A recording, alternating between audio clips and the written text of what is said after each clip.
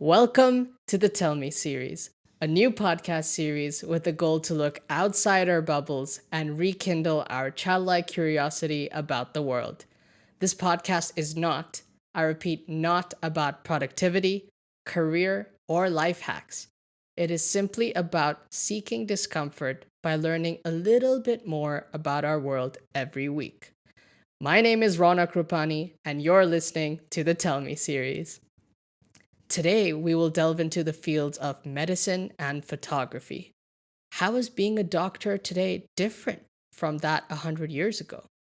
What new discoveries can we expect in medicine? And what makes photography so magical? All of these are explored on today's episode of the Tell Me series. Today's guest is very special to me. Not only were we roommates at UCLA, but he probably has more dirt on me than the NSA. His dedication and discipline never fail to amaze me. He is currently a third year medical student at the University of South Florida. Part time photographer, full time student, future lifesaver. It's my absolute pleasure to introduce one of my closest friends, Ray Kui. Ray, welcome to the show. Thanks for having me on. Thanks for the amazing intro. So, Ray, if you could tell me a bit about, did you have any medical idols growing up? Did you have a favorite, TV show, or was it someone in your family that inspired you? At what point did did it hit your head and click to say, yo, this is sick. This is what I want to do? Okay, so growing up, my mom's a nurse, and then I have quite a few nurses in my family. I actually don't really have any doctors in my family, but like growing up as like a super young kid, I'd hear like my mom come home and have stories about her workplace, be like, "Oh, I saw such and such patient do something, or I saw a doctor do something amazing, or I was able to do something amazing, or something really cool happened." So this is like the type of story I grew up with. Like other people have stories of, I don't know, of like playing baseball, or I don't know, but like this is what I heard growing up. It was like stories from the hospital from my mom, because she's a very talkative person. And then same thing with from my aunts. I have a lot of nurses on a lot of my aunts are nurses, so I'd hear similar stories from them. And when they gather together, there's a lot of stories that are going on. Um, so that's kind of like my main background into how I was introduced into the medical field. Um, I didn't really have any shows that I watched. I didn't really have any specific doctors that were like this shining example of medicine for me. Mm-hmm. But it was like something more close to home. And then at a very, very, very young age, like kindergarten, I kind of did the thing where I went, I want to be a doctor. And I kind of followed this extremely Asian decision to its fruition. And here I am. I'll be a doctor in about a year and a half, or about 2 years, year and a half or 2 years. So you're talking about that Asian mentality where you either become a doctor, a lawyer, or an engineer, and if you cannot become any of those three, then you got to settle for being into business. In a way, yes. In a way, yeah. I mean, So you mentioned your mom was very talkative and had quite a lot of stories. Do you remember any of those stories, or was it just like a feeling at this point of time? I didn't recall any specific stories exactly. It was more of like a feeling. It was a feeling of, this is something really fun to do. This is something interesting. It changes day by day. It's exciting, and doing, you're having a positive benefit on both society and other people's lives. It's something that I can see positively affecting others, and it's something that I found myself kind of drawn to and like interested in. That's pretty deep for someone in kindergarten. In kindergarten, it was like, that's is probably closer to something along the lines of, that sounds cool, it sounds fun, a nurse is cool, but it'd be even cooler to be a doctor, because Mm-hmm. at that point in time, that was the most prestigious thing I can think of. So I doctor it mean, was. honestly, even today, it's one of the most prestigious things you can do, right? I've heard people Yeah. make the argument that, you could shoot yourself into space, you could, climb the highest mountains, but at the end of the day, saving a life is worth more. that could definitely be one way to view it. I mean, I'm extremely privileged and extremely happy to be in the position I'm in, and I think, I personally think it's a great field to go into. All right, thanks for that. So, with regards to your medical journey, what would teenage Ray think about where you are right now? Did you have any expectations back then about medical school? And let's just say, to what extent do you think, those expectations have been met? So, teenage Ray would be extremely happy that I'm in medical school in the first place. It's been like a lifelong dream, and every time I look at statistics, it sounds like more absurd. It's like 2% acceptance rate into most medical schools, and then in undergrad, it's like a 20% acceptance rate into the undergrad program, UCLA's undergrad program when we were applying, and then 2% acceptance rate from all the pre meds to get into medical school, which is daunting.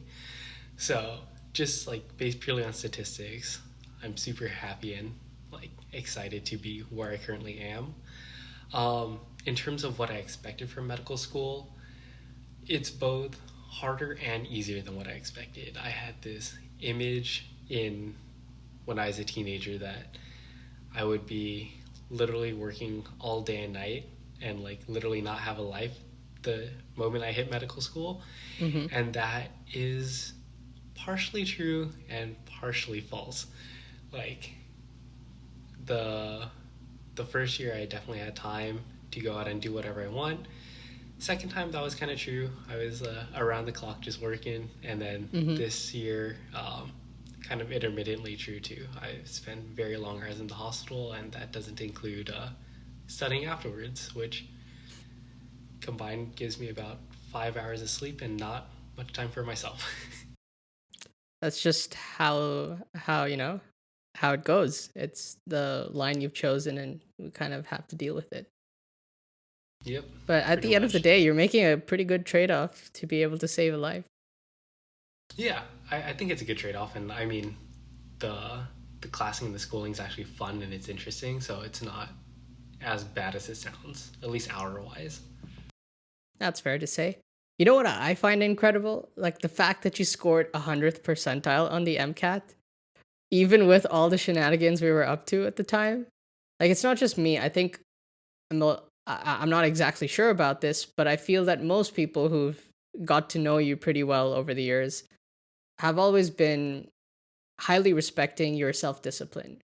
And just like the pure ability to grind out hours of focused study that I've never seen before. Honestly, like I've met many people in my life, but to have that pure dedication just to grind out the effort, like for all the anime fans out there, you'll be very happy to know that Ray and I both are massive weebs in the sense that I like to think of you as Rock Lee from Naruto, where you accomplish all of your goals just through like pure determination and grit.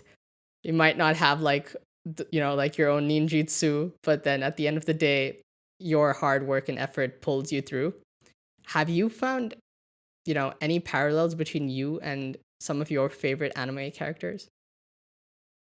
Parallels between me and my favorite anime characters. I think considering the typical trope of anime characters is overpowered being who's lazy and gains absolute incredible domination over everybody. I don't think I relate too well to those characters as much as I wish I was one of those characters. No, I think I relate more to somebody like Ron said, like somebody like Rock Lee who doesn't have that inborn talent, but just perseveres and just works their butt off. At least that was like my take on my educational journey, and it's something that I relate much more to. So I appreciate the effort.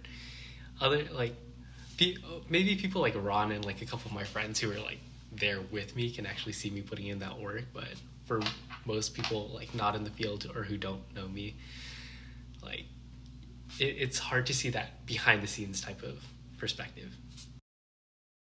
That's fair to say. I've always been a bit curious about this. Feel free to let me know if this is something you're not too well versed with. But is there a neurological component to self discipline? Uh, I wouldn't say I'm an expert at it. I've heard some art. I've heard some people say that there is, in a sense, like a neurological component, and that some people are more prone to being disciplined than others. I personally subscribe to like a little bit more of a free will and like determination type perspective, but then it gets like a little bit foggy in that at what point do you say that something is your will versus something is a biochemical reaction between neurons? It's very hard to determine, and that kind of, I want to say, that blurs the lines between something like psychiatry, psychology, and day to day like free will type thing. So I can't personally comment too hard on it with a knowledgeable expertise thing. Um, but my perspective is that it's something that I personally think I have control over, and even if I, even if science may say otherwise, like I would try to urge myself to put in the work, and I think most people can, at least to some degree, urge themselves or build up their capacity to do more work. That's fair. Let's take a blast to the past, shall we? How is being a doctor today different than that 100 years ago, or maybe even 200 years ago, if you want to look that far? Yeah, so medicine has changed wildly, like wildly since that time. Even even something like 100 years ago, hand sanitation is was not appreciated. Like you would surgeons would go from procedure to procedure, from patient to patient without washing their hands. Um, Nowadays, like you leave, you just open a door and you have to wash your hands. Like Mm-hmm. the moment you step into a room, you're expected to wash your hands. So that's changed wildly. Everything from things like antibiotics, that didn't exist like 100 years ago, really. And then now it's everywhere to a point it may even be like too prevalent right now that bacteria are developing resistances against it. But the medicine has changed wildly. Lifespan has almost pretty much doubled since that time. I mean, people are living well into their 80s now. It's pretty common to have people in their 80s. I see patients in their 90s sometimes, and even a couple of people who are breaking triple digits. Yeah, that's the mostly the Japanese over there, where I think they have they have like the record for the most number of people alive who are above 100. From Yeah, what I something like remember, I that. think it's like around more than 1,000 people who are over 100 years old, and it just boggles my mind. It's absurd. They're tortoises in their lifespans. I don't think I've ever heard someone compare them to tortoises. That's hilarious. Um, in that case, how would you predict a change 100 years from now? So, with the pace that medicine's moving, I think the growth and potential is going to be exponential. Um, Medicine is, as I quote the dean of my med school, the medical information is pretty much almost doubled year over year, which sounds absurd to me. But with things like the internet, which is connecting all parts of the globe, with AI rapidly advancing, with computer technology, with computational technology, and the merge between medicine and technology, I see things accelerating rapidly in ways that we can only like dream of for the future. Things like and other things like genetic engineering is also advancing rapidly to the point where I definitely see that in the future, a, many diseases could be wiped off the face of the earth through changes in gene technology. Will it come soon? I don't think so. There's so much that we don't know and so much to explore, but it's definitely in the Hmm. possibility. Well, that sounds very promising. And when you're talking about discoveries, historically, what were the most important or revolutionary discoveries made in the medical field? And if they are that revolutionary, do they still affect us today? Yeah, so I actually touched on two of what I would consider revolutionary discoveries. Hand washing for one, hand hygiene, and the spread of microbes. I believe sanitation was one of the major game changers from spreading infections from everywhere to the point where going to the doctors might be even more dangerous because we come in contact with all of that bacteria and then we spread it to other people. That can be horrific. And Hmm. then on the other hand, things like antibiotics. Antibiotics has totally revolutionized medicine, where infectious diseases used to be the killer of the world, and now infectious diseases nowhere near the top killer. It's things like cancer, things like heart disease, more like chronic health processes that we have to address now, well, like processes of old age rather than some bacteria coming in and killing you. Yeah, Right. So so I think everything those external has kind of been dealt with. And now we're focusing on more on the things that just affect you because your cells are dying at a faster rate than they regenerate.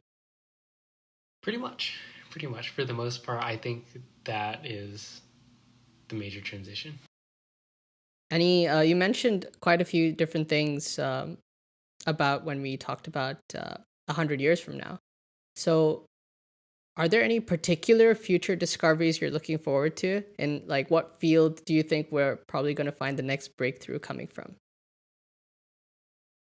I think one of the next major breakthroughs is going to be, I want to say, it's going to be in surgery and transplant medication. I think that artificial organs and prosthetics are advancing rapidly. That's an area that's more easily targeted by technology and by programming, and it's much easier to integrate into our daily lives and into the workflow of what we have going on. It's more simple in that we know what an organ does, we know how it functions. We just need to create a device that mimics it as well as the current human body, or potentially even grow an organ as such, and then implant it into ourselves.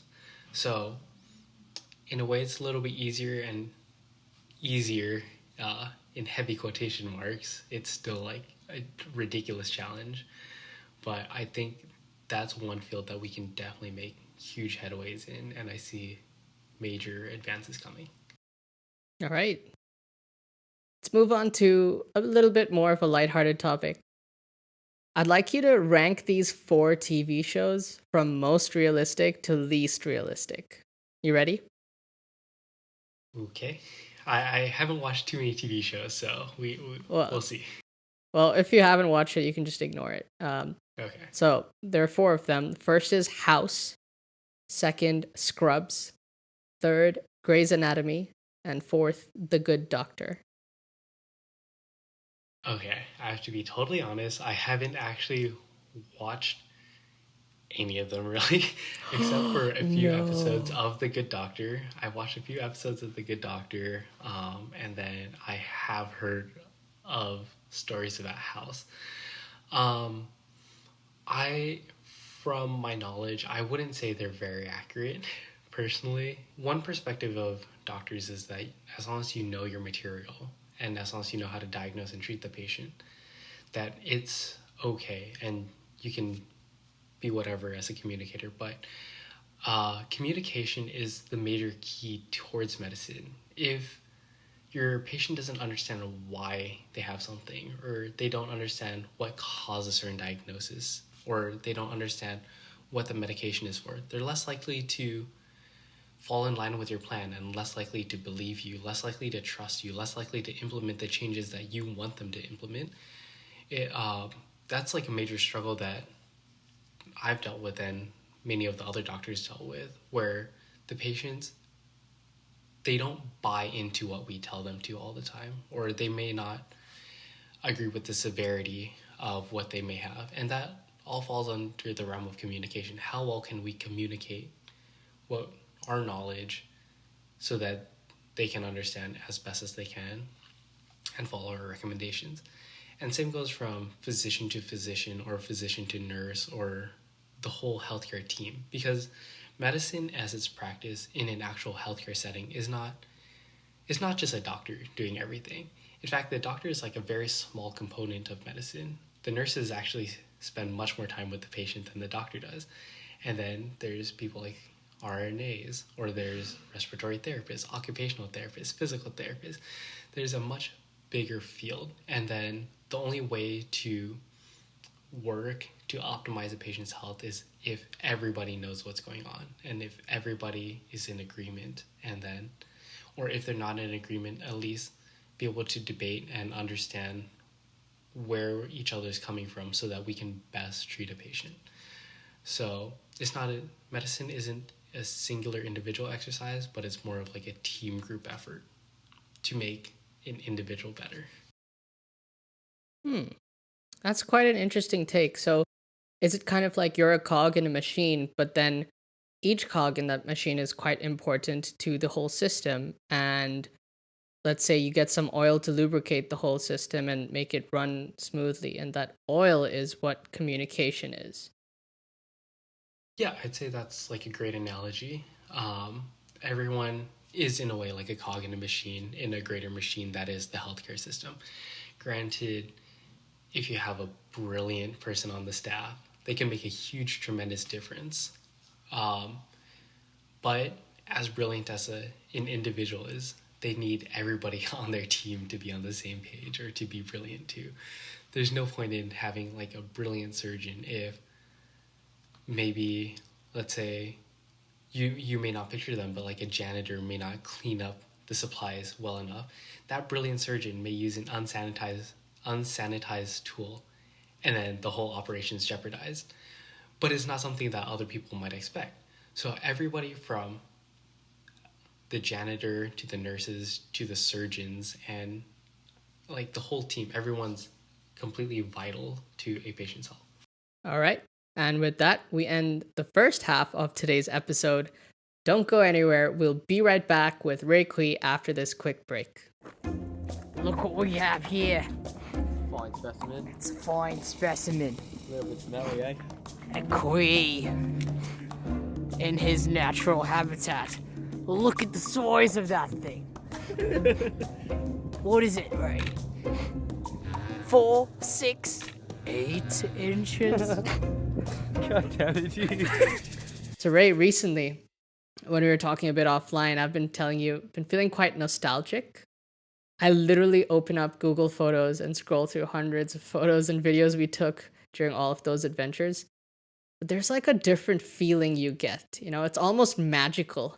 At least that's how I like to think about it. It's like that magic feeling that comes through when you look at those videos. It kind of takes you back to the past, and for a moment at least, you feel like you're connected with the people at the time, or at least who you were at the time.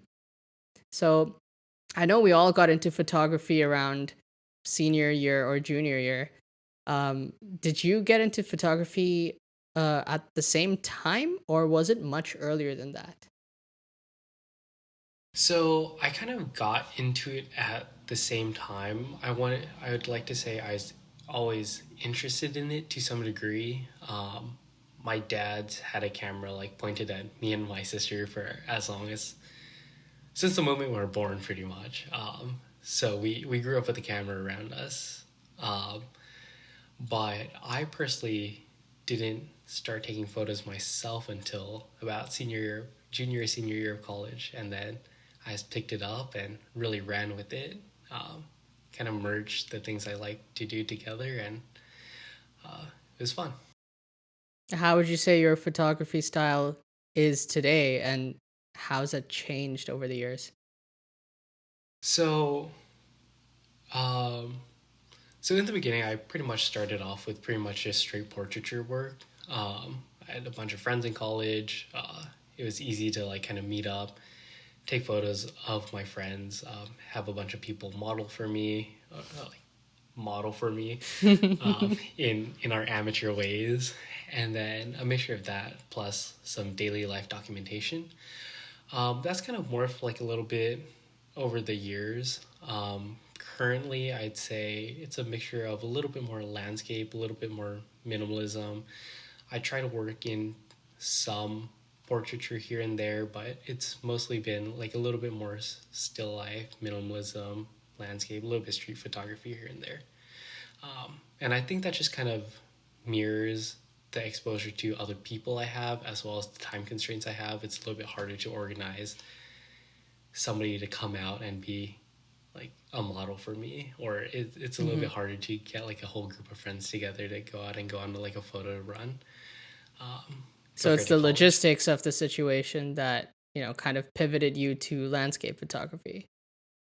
In a way it's a pivot of logistics as well as a change in my artistic view. I feel like in the beginning, portraits, we tend to ascribe photography with portraiture, I think. At least that's how a lot of us see photography on the day to day, whether that's a picture of a celebrity or even something like an advertisement or an editorial photo shoot, or even just like a product ad where they want to advertise a piece of clothing to you and it's going to be a portrait. Compared to that, so that's kind of what we're familiar with. So that's what we started off with, whether that's people taking selfies of themselves. It's what we're used to.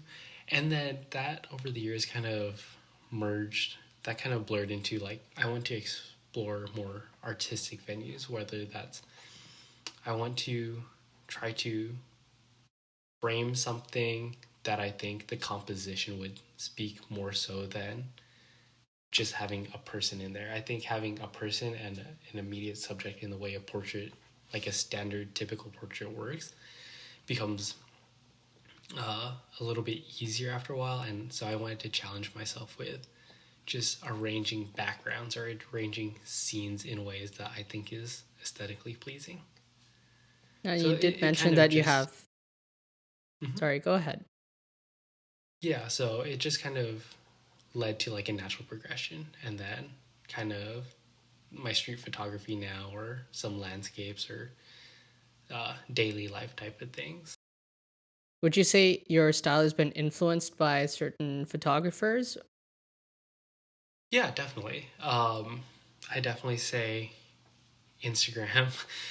uh, Instagram and having photographers on Instagram is like a major photo inspiration. People like Thomas Heaton has amazing landscape photography that I really enjoy.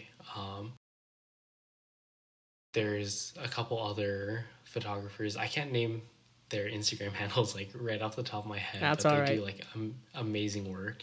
And then I also have my friend Angelo, who also started photography at UCLA the same time as us. And I think me Shout and out to him, Angelo if you're watching. yeah, yeah. I think me and him especially like kind of ran with the photography thing for our group, and we kind of bounce photography ideas off of each other constantly, and have been progressing with where we each of us want our individual artistic journeys to progress to. So he definitely inspires me, and I hope in some ways I might inspire him. Now, when we'll get him on the show, you'll find out. Yeah. So, what would you say you find very appealing about landscape photography? Is it the idea that you can get the perfect composition, or is it that you can capture the stillness of a place? hmm So in terms of landscape photography, I enjoy architectural photography as well as like actual outdoors, like trees and nature, like landscape photography too. Um, and I think they're both appealing for different reasons. In one sense, it can be the stillness and the distillation of humans from the environment. If we're talking about like strictly landscape up in the mountains, which I once in a while I'm able to do, versus something like architectural photography, or even things like I'm in nature, but I was on a farm just the other day, and um, in a way that's mankind's impact on the environment, on the natural environment, but it's in a way that's very, to a degree, sterile because there isn't really people in the picture, or I keep like humans very small in the frame, so it kind of shows like the scale of our impact on things, um, in a way where the humans aren't the focus, but it's more of how we impacted everything around us. So, would you say that's one of the motivations for why you keep taking photos? That you want to show us in like a smaller light compared to Mother Nature? I think in a way that's like a fun way to interpret it.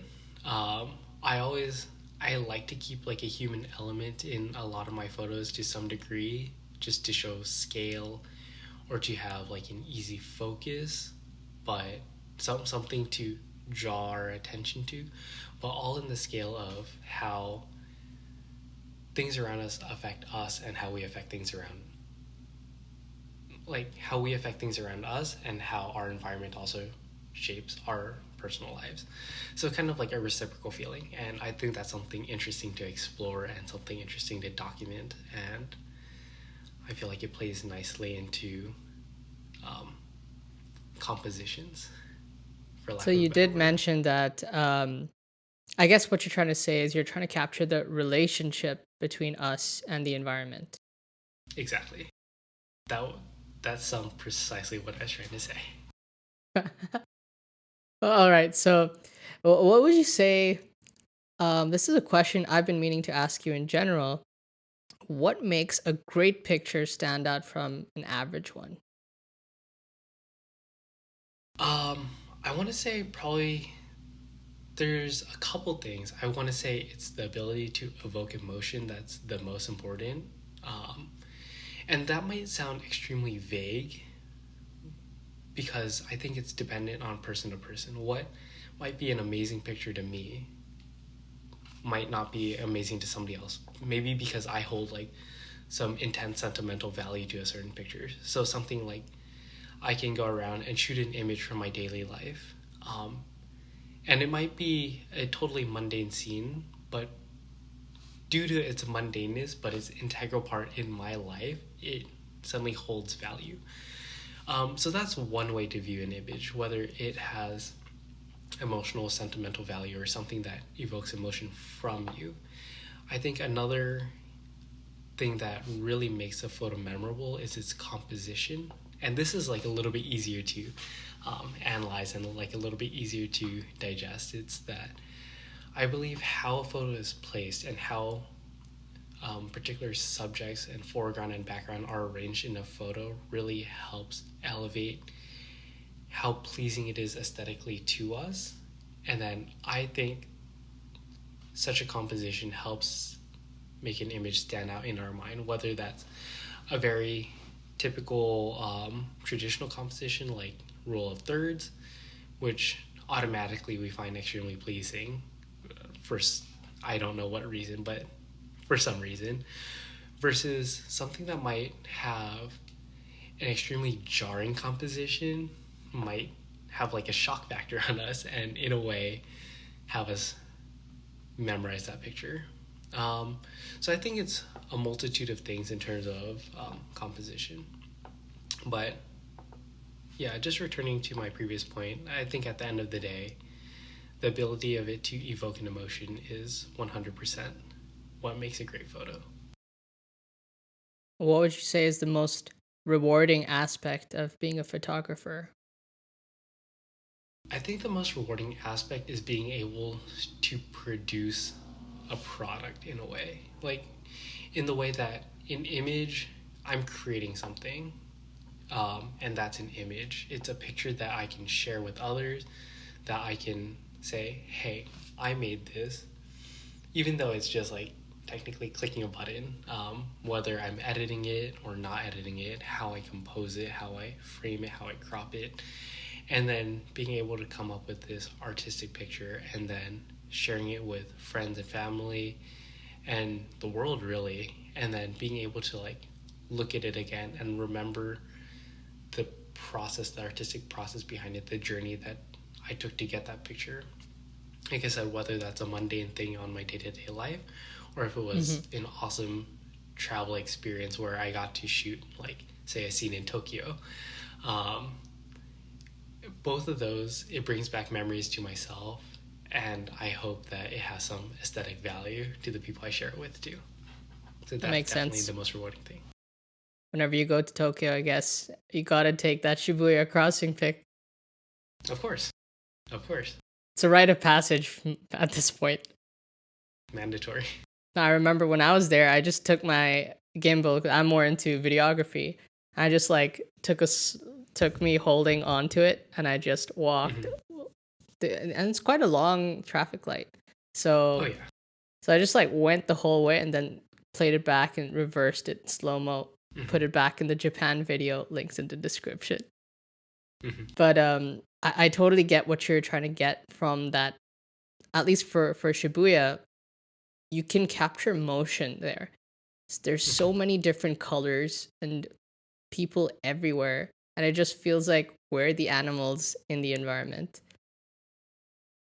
Yeah, in a way. Yeah, I definitely see us like in Japan. It's like you're catching humans in their natural environment in a way, like a totally man-made environment, but it's our natural environment, or That's the right. Japanese people's natural environment. What was the one thing you wish you knew before you started taking photos? Um, Like if you could hmm. go back in time to, let's say junior year before you picked up your Hmm. first real camera, having all the knowledge you have today, would you have done something differently? Honestly, no. I probably wouldn't have done anything differently. At least during college, during the start. I think once I hit like my gap year and then med school, it became like a little bit less common of a thing that I was able to frequently pursue. But I think that's probably what I would have changed. I would have just brought my camera with me more often and to more mundane places and to more daily events and just really documented life around me, and just capture scenes for both myself to remember as well as I probably could have produced some awesome images, that just escaped my attention at that time. I think photography is a way to really expand your vision and perspective in a way, in that um, when you're always looking for a photo, you pay attention to your environment and your surroundings way more than if you weren't looking for a photo. And just the act of carrying a camera around makes you focus on your environment and focus on the present moment so much more, that it's something I probably should have done earlier on. So you'd say there's a bit of a meditative stance to photography to some extent. I think I can agree with you on that because I remember before I got into just looking through a lens, I used to like, let's say if we take a regular tree on the road, right? I would just be like, okay, it has a brown bark and it's green on top. That's all I'd see. Mm-hmm. Like, but then when you get into photography, you're like, oh, I'm looking at the shadows it creates. It's darker in some sense and lighter on Mm-hmm. another side. And then the green is not one shade of green. There are different Mm-hmm. shades throughout. And then you're trying to figure out what's the best way I can capture that bird on the tree. Do I want it Mm-hmm. from my perspective, from a low angle, or do I want to climb up some, godforsaken uh you know trash can on the side just to get that perfect composition? Will that be worth the shot? Sometimes it's not just the actual picture, it might be like a Mm-hmm. regular picture, but then the journey to get that picture taken was insane, and that's Mm-hmm. the memory behind it. Exactly. Exactly. Um, So with the yeah, and advent of then. technology, Mhm. go ahead. Oh, no, no, no, no. You can go. All right, cool. I was going to say, with the advent of technology, I would say photography has become something that has a very low barrier to entry, because we all have smartphones now. It's pretty easy. But at the same time, there's quite a very high ceiling to it, in that it takes a really, really long time to master to get those, crisp shots that you could actually print out like Thomas Heaton does. What approach would you recommend someone who is new to photography and trying to, get up the curve? Hmm. Um, so I think the main thing is you just need to go out and take pictures. The more you get used to the action of looking through a lens or taking photos, whether that's with your phone or with an actual camera, just the act of picking it up and taking a picture. And I think the main thing is being really like intentional with your pictures, in a sense, not that you just see something in your surrounding, you pick it up and immediately snap a shot, but like you pick it up, you look at it and you go, what do I want to like capture in this photo? And just the act of deciding what do I really want to take a photo of, um, having that act practice over and over and over again will like exponentially help your photography skills grow. And then along with that, things just like looking at what you would consider amazing photos, and then watching YouTube, reading articles, whether that's on just on people's blogs or on actual books. All those things and all those different people's opinions and skills, and then different perspectives, it really helps you build your photography style, and it helps you learn what do I find aesthetically pleasing? What type of photography do I want to venture into? And then in a way you can kind of start emulating those styles, and then starting with the emulation you can eventually build up your own style and realize this is how I like to take photos, and then you really grow and build up on that. So basically, you'd start off with I guess your answer, to put it short, would be very much like the Shia LaBeouf meme, where you're like, just do it. Yeah, very Nike. All right, so before I get to our final question, are there any YouTube channels or books you'd recommend for all the people out there interested either in medicine or photography? Yeah, sure. I think in terms of medicine, there's an absolutely amazing book online. Sorry, not online, but there's an absolutely amazing book. I I can't believe I'm blanking on its name, on the title of the book itself currently, but long story short, it's about a neurosurgeon resident in the U.S. who documents his. He gets diagnosed with cancer, and he documents his journey as a physician who's diagnosed with a terminal illness, and he documents his whole path through that event, and it's moving in a way that it's extremely touching. It has deep insight into the medical knowledge and into how physicians think, but it's absolutely humbling and humanizing in that you can feel it from both sides, and you feel it very much so from the patient's perspective and in how heavy this affects like a person's life. And it's a nonfiction book. It's a real book written by a real person, and I would highly, highly, highly recommend it as a book to read. It's absolutely amazing. I can have Ron post a link in the description. Well, I'll make sure to do that. Yeah. What about photography? Anything on that line? Yeah, so in photography, I think there's a couple channels online that I really like following. I like following Manny Ortiz on YouTube. He has some amazing tips and tricks online, especially in the field of portraiture. I love Thomas Heden's videos. They're absolutely amazing for landscape photography.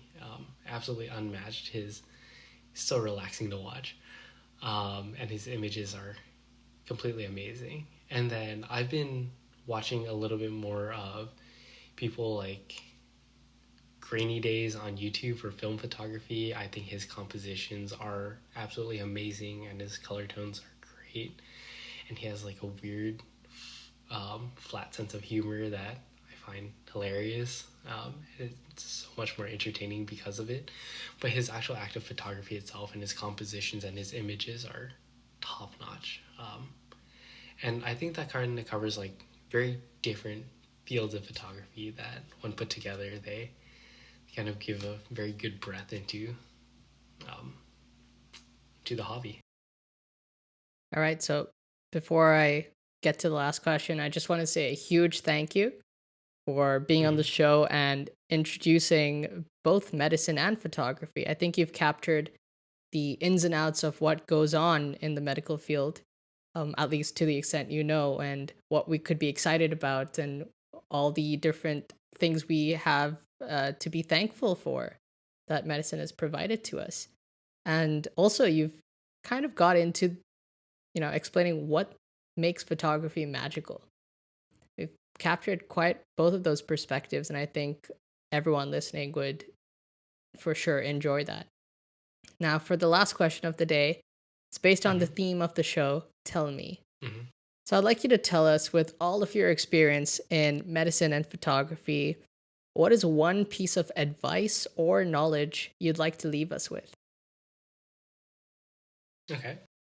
I want to say I think this falls actually under both categories in that it's kind of a generic piece of advice and that everyone's probably heard it before, but I think the main thing is just keep at whatever you want to get really good at.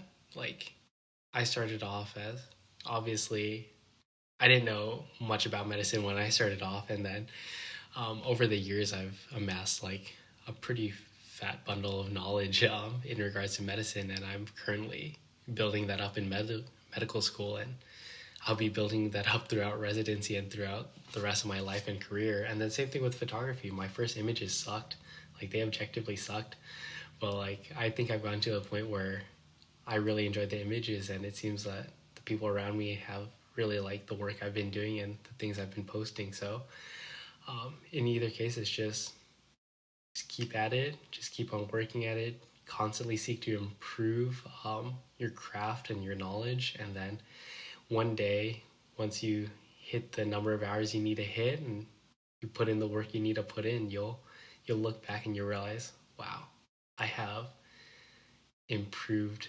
tremendously, and I think that's something wonderful. That's basically your Rock Lee mentality, taking you from, to use gaming terms, you were a level 1 noob, and now you're probably close to being, above 9,000. if only, if only. Well, you're getting there to some degree for sure. It's just day in and day out, just got to keep grinding on it. Yeah. That's fair. All right. Thank you so much, Ray, for being on the show. We'll catch you next time.